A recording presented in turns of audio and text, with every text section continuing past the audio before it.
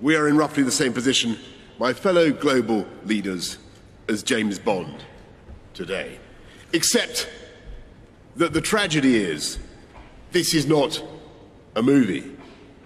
And the doomsday device is real. And the clock is ticking to the furious rhythm of hundreds of billions of pistons and turbines and furnaces and engines with which we are pumping carbon into the air faster and faster, record outputs, and quilting the earth in an invisible and suffocating blanket of CO2. Thank you, Prime Minister Holness, for your kind words of introduction. I'm delighted to welcome you all to the 26th United Nations Climate Change Conference. And it is perhaps fitting that you have come together in Glasgow, once a heartland of the Industrial Revolution, but now a place to address climate change. This is a duty I'm especially happy to discharge, as the impact of the environment on human progress was a subject close to the heart of my dear late husband, Prince Philip, the Duke of Edinburgh. I remember well that in 1969 he told an academic gathering, "If the world pollution situation is not critical at the moment, it is as certain as anything can be that the situation will become increasingly intolerable within a very short time. If we fail to cope with this challenge, all the other problems will pale into insignificance." It is a source of great pride to me that the leading role my husband played in encouraging people to protect our fragile planet lives on through the work of our eldest son, Charles, and his eldest son, William. I could not be more proud of them. Indeed, I have drawn great comfort and inspiration from the relentless enthusiasm of people of all ages, especially the young, in calling for everyone to play their part. In the coming days, the world has the chance to join in the shared objective of creating a safer, stabler future for our people and for the planet on which we depend.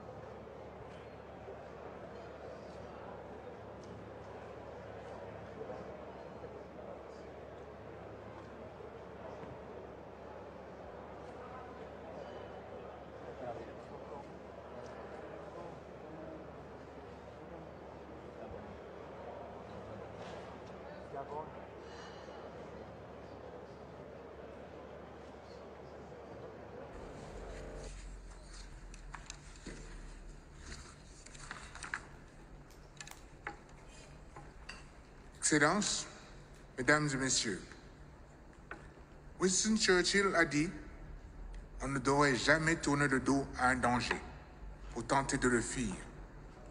Si vous le faites, vous le multiplierez par 2.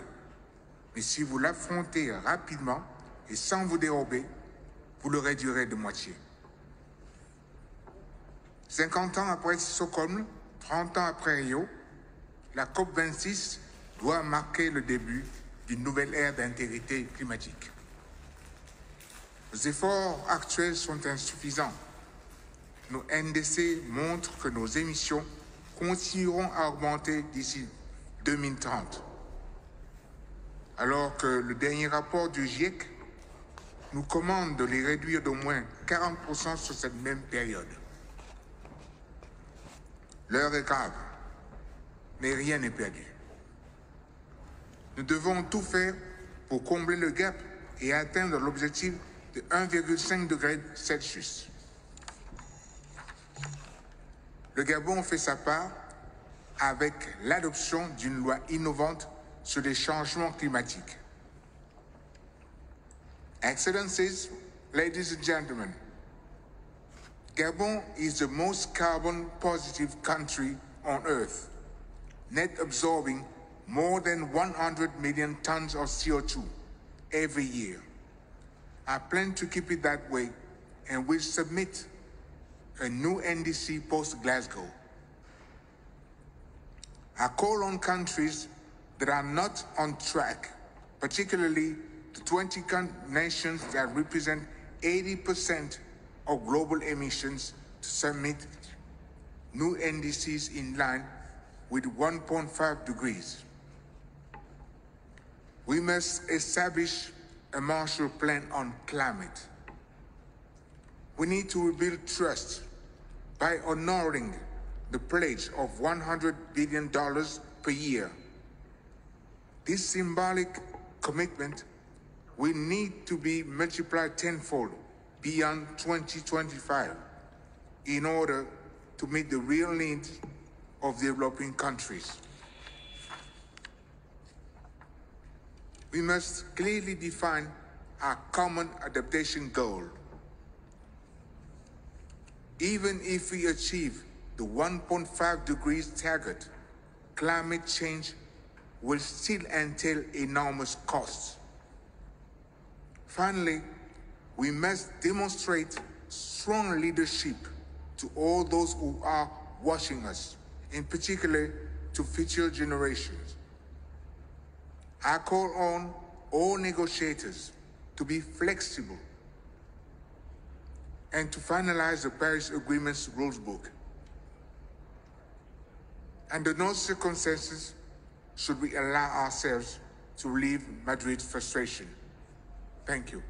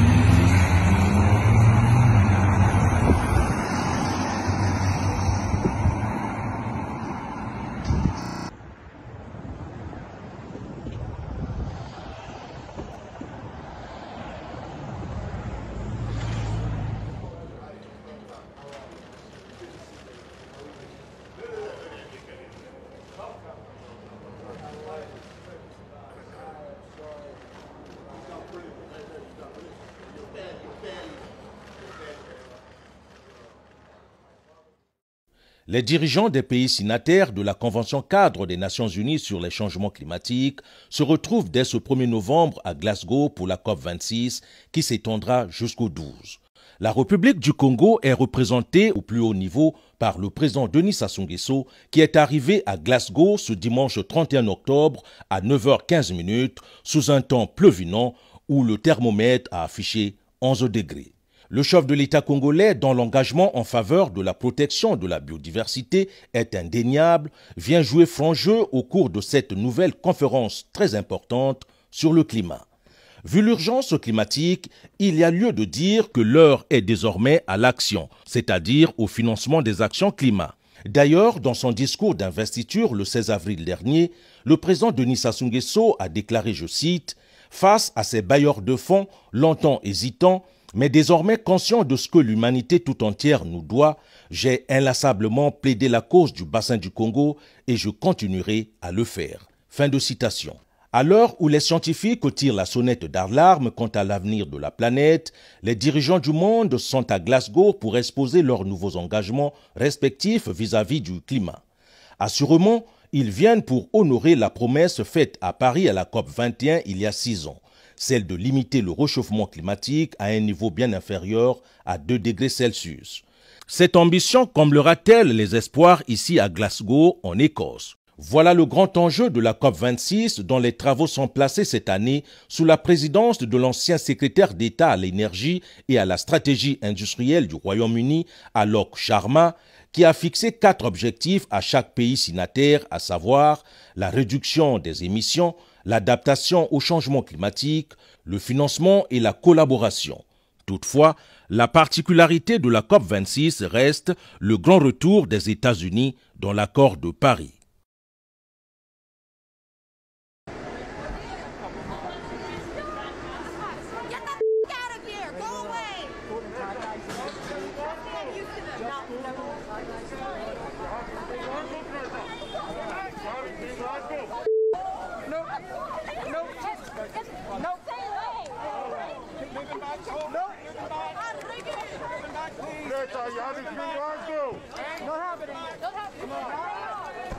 Boys, come on!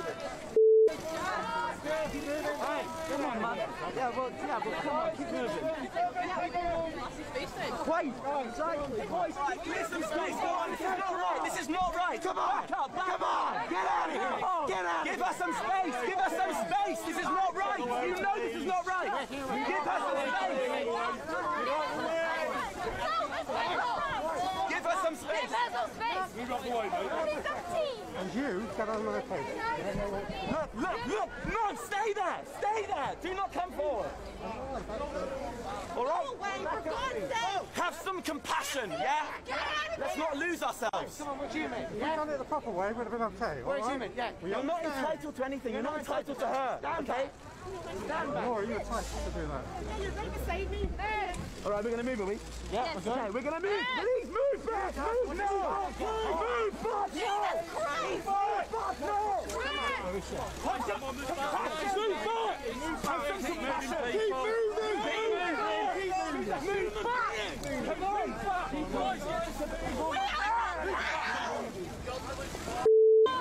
Just keep it there. Keep this circle, boy. Run. Keep this circle.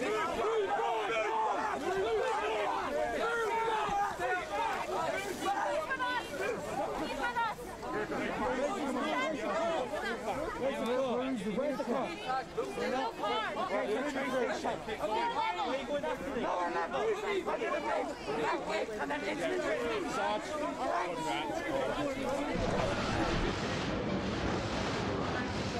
Thank you. Thank you, Royal Highness. Welcome. Good to see you again. How are you? Good morning. Lovely to see you.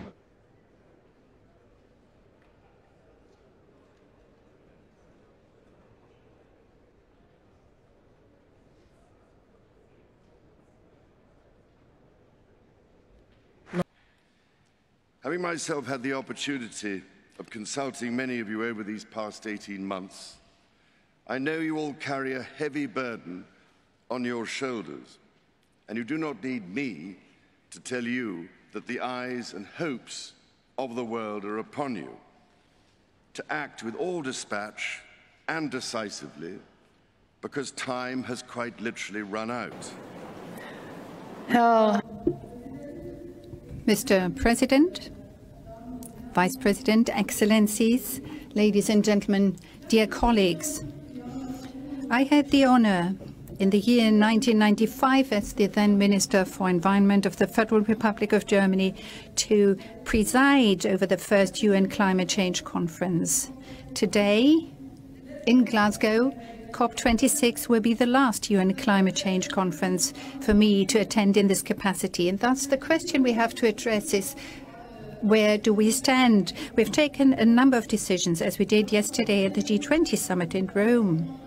And also, we have the Paris Agreement of the year 2015 as a guiding line. But as we have been hearing more than once, we are not yet where we need to get and where we have to be.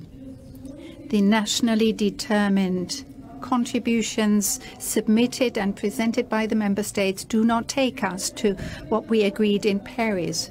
And the world community hopes, and I would like to underline this, that we present ourselves in a better shape at the end of this conference than we found ourselves in at the beginning. It is about the NDCs, but it is very much also about how we can measure our targets and goals in a more binding way, thus providing us with a yardstick.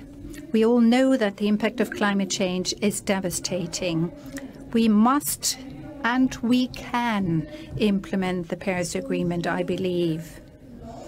And we should make sure that this does not happen in the course of this century, but as we said at the G20 meeting, by mid-century.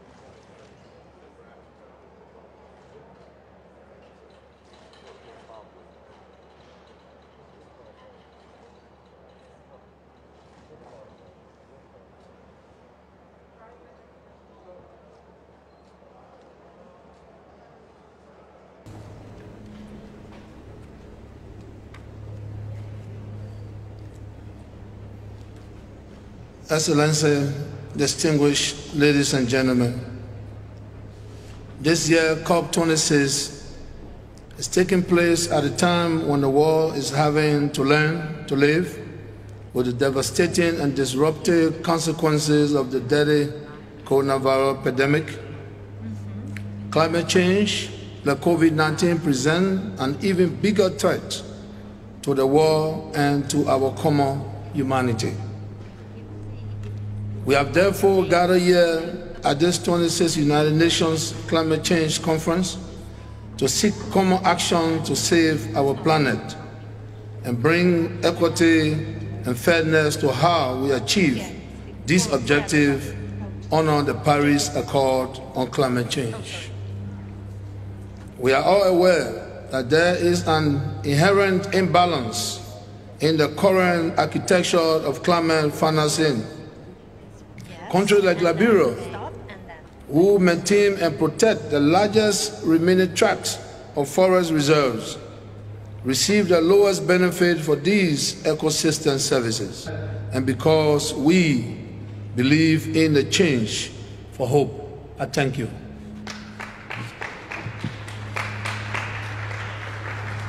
Thank you, Your Excellency.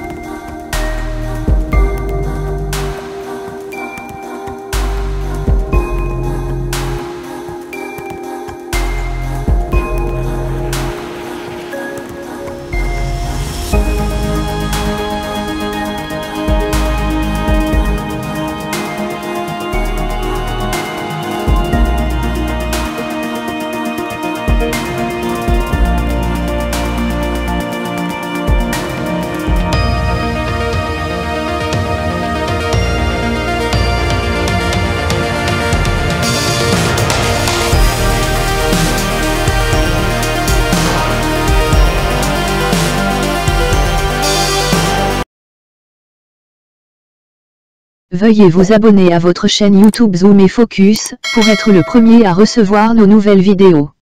Merci.